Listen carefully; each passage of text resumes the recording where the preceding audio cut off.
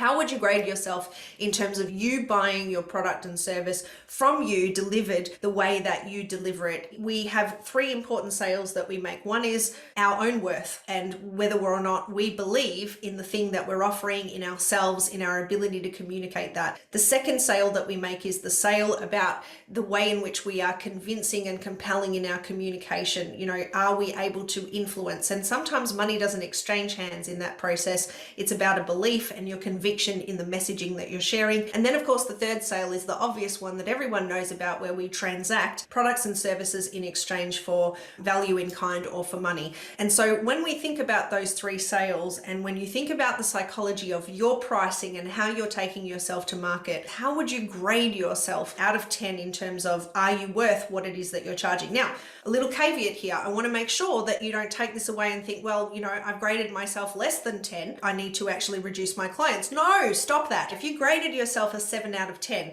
then have a look and see what is the gap. So let's say, for example, that you put yourself as a 7 out of 10. So the question is, if you wouldn't buy from you, then why not? And how do we go about bridging that gap in order to ensure that you have that confidence and that authority projected in your communication? Because you see, when we don't have that 10 out of 10 psychology around your pricing, around that belief system, that's then communicated. It impacts the value proposition around the belief, and it also changes the authority with which you go to market.